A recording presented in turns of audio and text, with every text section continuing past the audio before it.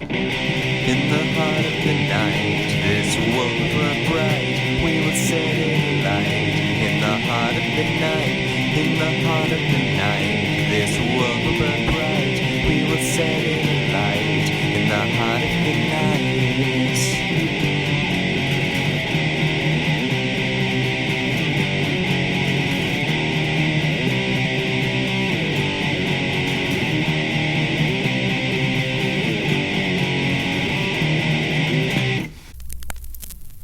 Hello everyone, I am Anthropomantic Fiend and I do horror-related things on the internet. You're probably wondering why I'm covered in blood right now.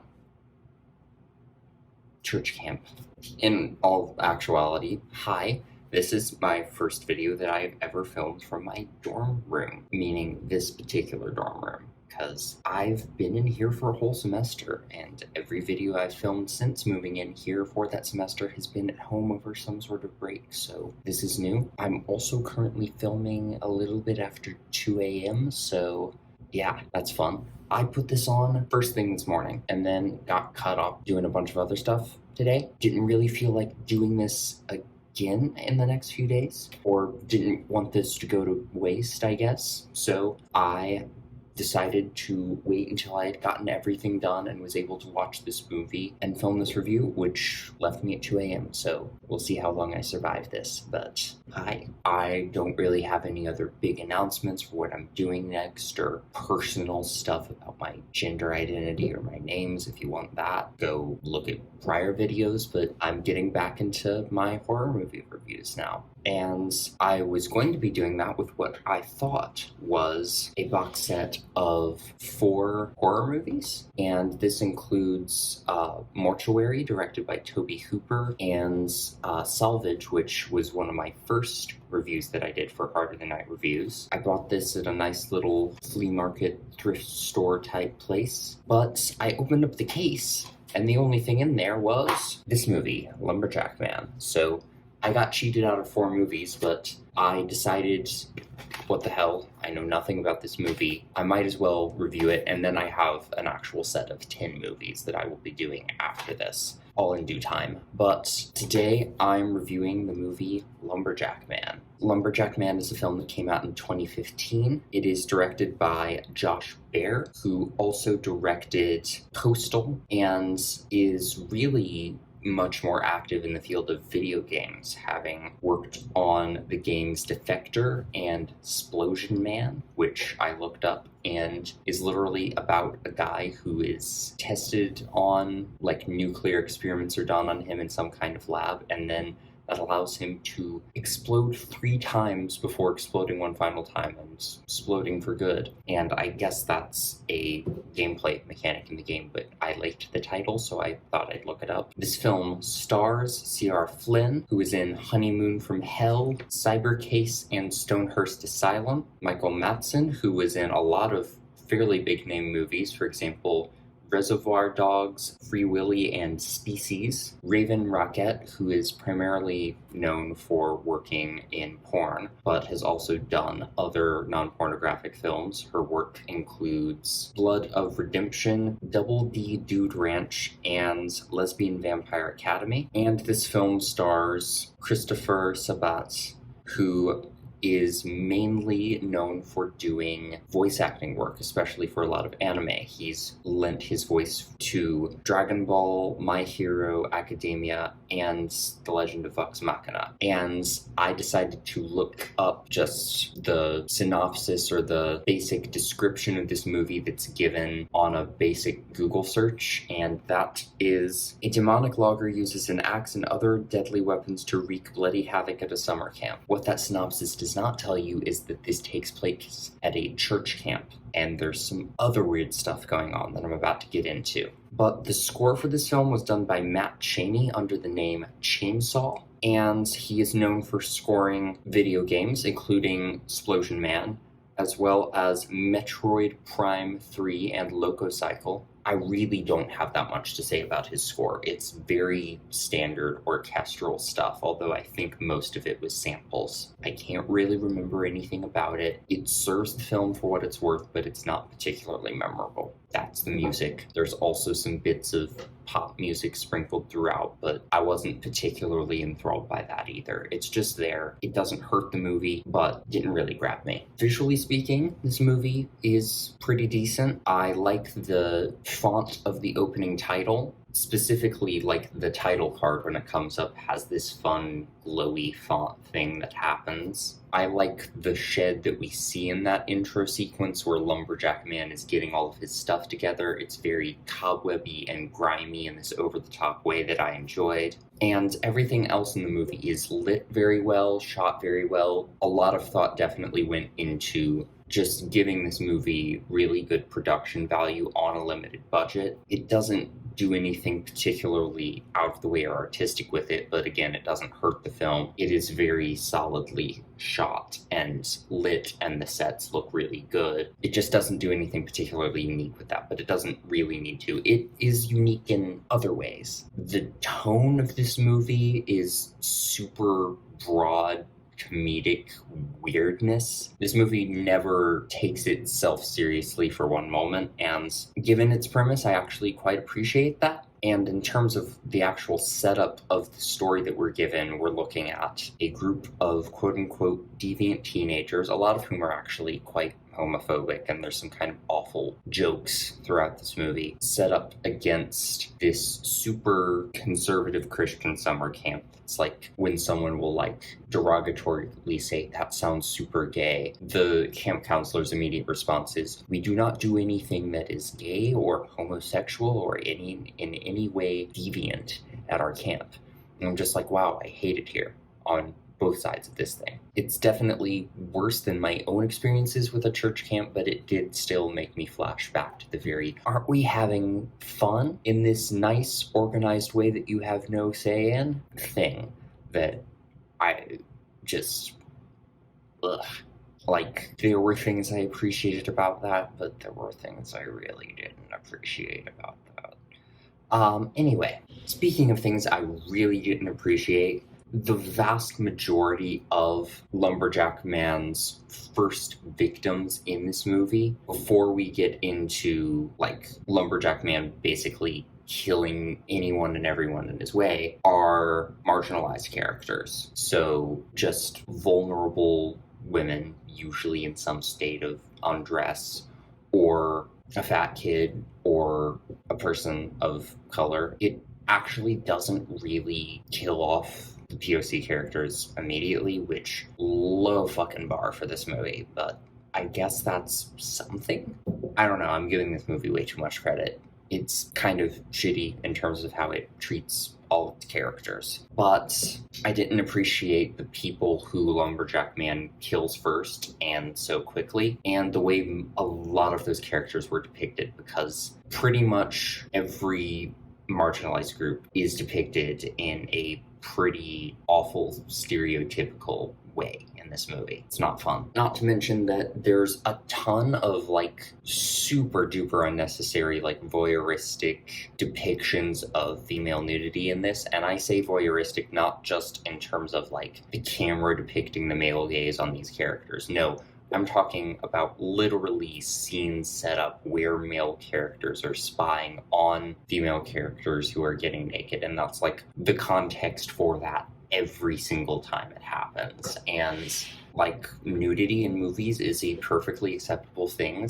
These are very aesthetically pleasing, pretty people, but it's just really icky how often it happens. The one thing I do appreciate is that this movie does show the perspectives of those characters and how they think of the men that are peeping on them, and basically they're just like, yep, these guys are creeps and fucking idiots. And the movie depicts them as such, and I can appreciate that at least. But then, yeah, just bad depictions of marginalized groups. There's a joke at one point where the punchline is about Lumberjack Man's origin story and him having died in the arms of a Mexican transvestite, and just, fuck my life. I hate it. On the plus side, though, the thing that really surprised me about this movie is just how centered the plot is on pancakes. I thought that when our surrogate Dr. Loomis character Dr. Shirtcliffe picks up a box of pancake batter along with a bunch of ammo from like the local gas station, store, whatever. I thought that was a throwaway weird joke. Nope. Pancakes are like the axis this movie turns on. It's fucking weird because we find out that Lumberjack Man's origin story is that he had a maple syrup recipe that his family came up with, or a pancake recipe. I think a pancake recipe. His family had a pancake recipe. It was like the best pancakes he would ever eaten, and they were determined to take that recipe to the grave with them. The whole family, just family secret. And this rival family's like, the hell with that, and kills him, steals the recipe, and has been profiting off of it for years. To enact his vengeance, Lumberjack Man comes back and kills a bunch of teenagers in the nearby area in order to eat his blood-drenched pancakes and become more powerful than you could possibly imagine. His character motivation isn't great. Mostly he's just pissed off about being dead and his pancake recipe being stolen, and to let off steam, he kills teenagers in creative ways and attempts to use their bodies in order to better eat his pancakes, which are like the same size as him, by the way. He just has a cart with him, and he's carting around these giant fucking pancakes. I do not know what they were trying to do with this. This movie is ridiculous. But you know, that is one of the better things about this movie, just the absurdity of how far they are willing to take the idea of this whole slasher being centered on pancakes. Like, I've never seen a movie do that. Even the most absurd horror comedies I've ever seen, I've never seen one centered on pancakes, so I guess that's new. The ending of the movie is also really funny. There's a great little joke about a smart car that Shirtcliffe and another friend have, where he's just like, well, I can't fit all of you in my car to get you out of here because I have a smart car. And then they both just for a moment like break and are just like, why the fuck did they call it a smart car? There's nothing smart about it. It's too small. Don't you miss the days of a good old-fashioned American muscle car? And then his friend's just like, why would you even buy this damn car if you know it's shitty like this? And like they don't answer that question, and it's just a really weird scene, but it is very funny. And final scene of this movie's like climactic moment with Lumberjack Man just has a random explosion in it, and I am always cool with that. Character-wise, we have some really fun, colorful characters in this. Again, there's some awful stereotypical depictions of a lot of marginalized groups in here. The one that specifically gave me the ick was the character that was both the token gay character and the token Asian character, and both of those things are played up in ways more the gay thing than the Asian thing, but it's still not great in either respect, and the movie just does not treat that character with any respect. Like, I actually liked him just like as a person, but in terms of the way he's framed by the movie, it just sucks. It really sucks. But in terms of characters that I really enjoyed the way they were done, the bus driver that brings everybody to church camp really does not give a fuck about anything. He literally just like flips off the camp counselor and then drives away and does a line of cocaine off of his steering wheel while he's still driving, and he's blasting heavy metal, and then immediately picks up two sex workers and has sex with both of them simultaneously in the back of the bus that he just dropped a bunch of kids off at church camp from. This movie's a lot.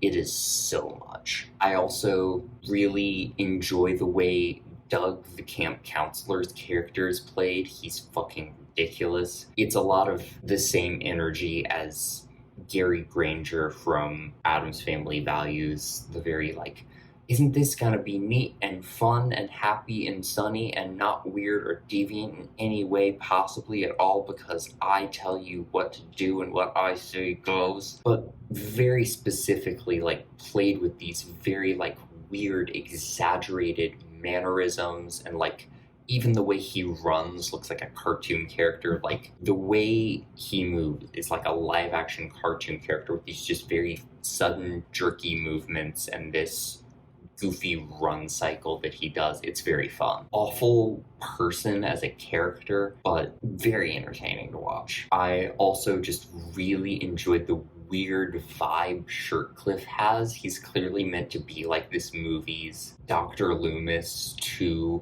Lumberjack Man's Michael Myers, but he's just weird. He's really weird. Like, he'll just show up and, like, he'll just say things. Like, he'll say things that are very clearly important to the plot and, like, pertain to the idea of Lumberjack Man and his weaknesses.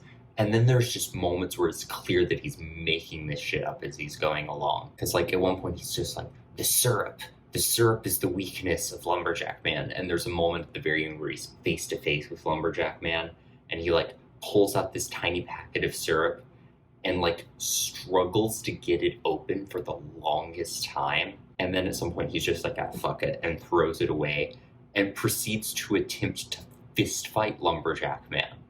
And, like, does this for a minute straight. And he's just talking the whole time. He's like, yeah, I got this. You know people call you Lumberjack Man, right? I'll fight you. And he's just saying things all the time. And a lot of them are just non sequiturs and just him running his mouth and trying to sound cool.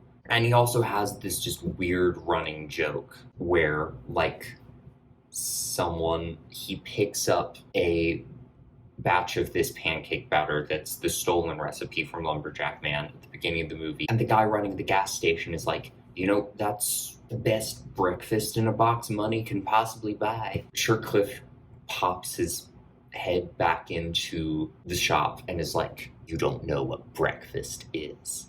And that joke comes back in 2 more different forms, and it's just so weird every time, and I kind of love it. Our final girl for this movie is a character named Faith, which, 1, makes me just want to watch Buffy the Vampire Slayer instead, and 2, is a lovely bit of irony considering that she's kind of done with church camp from the moment she gets there. But she's our final girl for this movie, and for what it's worth, she's fairly likable. Honestly, not a lot is done to flesh out her character in any way. She's just kind of there, but she's played in a fairly likable way. She stands up to some of the shittier other characters at the camp, and she just kind of does her own thing the whole time.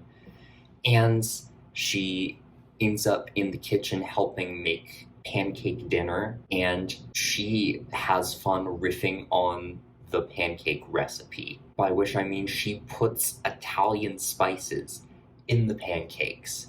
It's a interesting scene, but it does give her a little bit of personality. There is also a tie between her and Lumberjack Man that we don't find out about until the very end of the movie. I guess I won't spoil that for you. It's not really very important to the plot anyway, but it is funny. So I'll save that for you. When we meet Lumberjack Man himself, though we know he was once human, is now basically more tree than human. Like, he doesn't look like a human. He has these glowing red eyes, and, like, his face is made out of tree bark. And it's very, like, equal parts genuinely creepy and cool looking and kind of goofy, which really does just work for this movie. And there were some other side characters that I particularly enjoyed, namely Reggie, who is the cook in the kitchen, who is the one POC character in the movie who does actually survive all the way to the end with Faith and Shirtcliffe. Again, low bar, but I love him. I love his passion for cooking and the way that as soon as people start pushing up against him and are, like, impeding his progress once he's like, okay, there's a killer on the loose, I gotta get out of here, he goes from really amiable to just done with everybody's shit immediately. I love that about him. And there's also one police officer at the police station who's just obsessed with this soup recipe he's found underneath one of the articles Shirtcliffe brings in about murders, and it's another really weird bit, but the way that character is played is another really hammy, campy, fun performance, so he's another highlight in terms of supporting characters. There are 2 things that I think really make this movie work for me, though, and those would be its kills and a little bit of animation. And the kills are probably the biggest thing for this movie because it is a slasher. But this might speak to the fact that the director is mostly known for, and I guess mostly works in video games, but the way the kills are set up and move in terms of the way they progress is just really fun and creative. And highlights of that would include Lumberjack Man actually lumberjacking someone to death, by which I mean he cuts down a tree and it falls on this person, crushing him flat. Then Lumberjack Man literally turning someone into a table for him to eat pancakes on, not being able to use said person as an adequate table, then throwing her against a tree, and then turning someone into a faucet by stabbing a little, like, faucet nozzle into their head, turning the screw, and using it to drip blood onto his pancakes. And honestly, I think a lot of the most love and care that I saw in this film went into an animated flashback sequence that shows the origin story of Lumberjack Man, whose actual name I am not remembering. I think his last name is Easter Day, which is fucking ridiculous, but I love it. It's a very like monochrome black, white, and red art style. It flows really well, and it's just really well done animation that I can tell was done with a lot of love. And that is really all I have to say about this movie. It's weird as hell, and if you want good representation of literally anyone who's not a cisgender heterosexual white dude, you're gonna want to watch a different movie. But it has some really creative kills, some fun dialogue, and one of the wackiest premises I've ever seen in a slasher for a long time. So if you would like to watch this movie, I don't know where it's most readily available. I highly doubt you'll find it in a DVD case that was supposed to have 4 other probably better movies in it, but if you do, let me know, because that would be weird. But that is my review of Lumberjack Man. Thank you for watching my video, and hopefully I will see you in another one. Bye!